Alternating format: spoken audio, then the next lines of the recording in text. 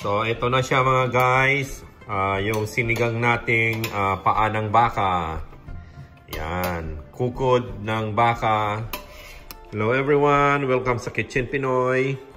Magluluto tayo ngayon ng paa ng baka na sinigang. Ito yung kukod. Tawag nila ito sa amin sa Ilocano. So, ito yung paa niya. Ayan. Ito, maraming bones yan. Pero marami siyang, ito yung masarap na part niya pag lumambot ito. Yan. Yan yung mga masasarap na, yan siya. Parts niya. Yan. At, yan. Ito yung mga taba niya. So, yung iba karamihan tinanggal ko na. So, yan, tatanggalin ko pa. And ito yung bulalo naman. Ito yung bulalo sa atin. Ayan siya. Beef shank ang tawag nila dito. Ito. Kasama yung buto niya. In-slice nila. Ayan. Ayan siya. And ang per pound nito dito sa amin, $3.75 ang per pound nito. Itong beef shank o bulalo. So, ito namang beef feet ang tawag nila dito sa amin. Ang per pound nila $2.50. So, sa Spanish market ko nabili ito. Ito lang ang kailangan ko. Onion. Ito. Paminta. Ayan. Patis. At saka panigang mix. Kung anong gusto ninyong panigang na ilagay. Masarap sana kung yung kamyas o kaya sariwang sampalok. So, ito, usually noon, nilalaga ko lang ito. Nakakasawa, nakakaumay yung nilaga. So, minsan, nagsinisigang namin para masarap yung, lalo na kung damihan mo yung panigang mix o yung mas maano siya, sour siya, mas maasim, mas masarap para hindi ka nauumay. So, ang gagawin ko nito, palalambutin ko siya na lulutuin natin siya ng, sa pressure cooker ko siya lulutuin para mabilis. Kasi makunat ito. Aabutin ka ng 3 oras ito bago mo mapalambot sa pag hindi mo pressure cooker. Ayan. And ito, pinakuluan ko na to kanina. Ng 5 minutes ko siyang pinakuluan. Yan. Para matanggal yung mga amoy-amoy niya at saka mga dumi-dumi niya. Kaya pinakuluan ko na ito. And ang gagawin ko na lang natin ngayon ito ay pressure cooker na natin hanggang lumambot. Yan. Mga siguro 25 minutes ko siyang i-pressure cooker din. Hahayaan ko na muna siya doon ng mga another 30 minutes. Yan. Pisa na natin. Sa kaldero. Pressure cooker, and ilagay ko na rin yung onion natin. Yan. At yung durog na, ito bagong 1 teaspoon na bagong durog na paminta yan. Yan.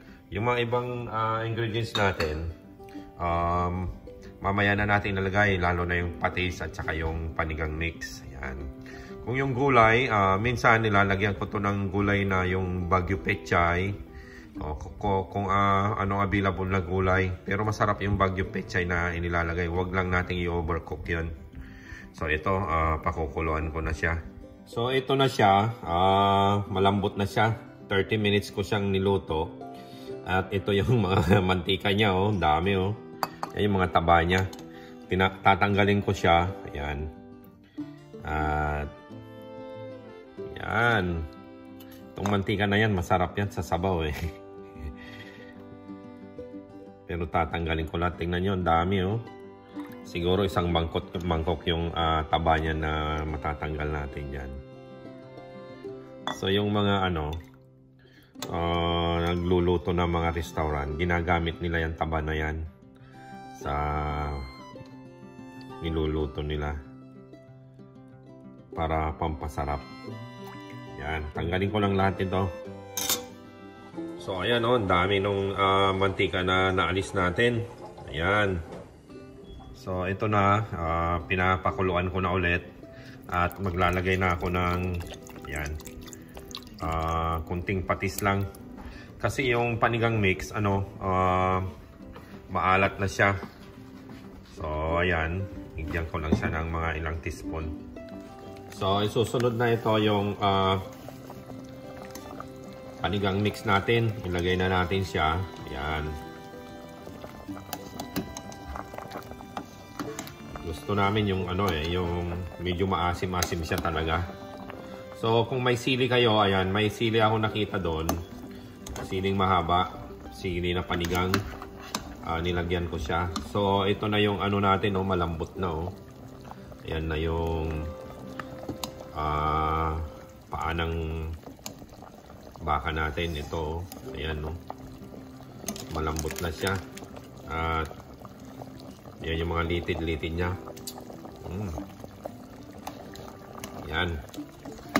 Then lalagyan ko siya ng pichay. Ito, pichay ang lalagay natin dito. Ayan. Ito. Luto na siya. At ilalagay na ko na yung mga gulay natin dito. Yan. Ito yung bok choy ang tawag nila dito sa amin So, naibabaw ko lang yan dyan. Katamtaman lang ang luto nito. Hindi naman masarap pag na-overcook na to. Dapat medyo lang siya. Medyo crunchy pa ng konti. Pag na-overcook mo ito, na siya makukunat pa siya lalo. Yan. Then takpan lang natin yan ilang sandali. Pwede na.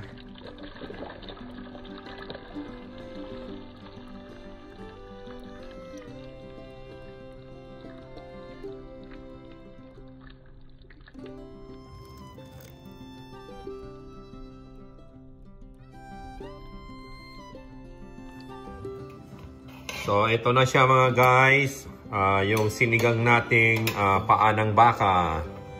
Yan. Kukod ng baka. Yan. Wow. At may konting gulay din siya. Ito yung murang sibuyas o eskalyo ng tawag nila dito. So, yan. Ito simple lang. Masarap na ulam ito ngayon. Taglamig dito ngayon sa amin. Napakalamig dito ngayon. Kaninang gumising ako kaninang umaga. Nagyayelo yung mga sasakyan. So, nag-scrape pa ako bago ako makalabas. Tama-tama ito ngayon. Yan. At syempre, ito yung simpleng sausawan din natin. Patis lang, kalamansi at saka sili at saka kunting garlic yan. Yan. So, ayan guys. Kain tayo. Simpleng ulam. Paa ng baka sa taglamig.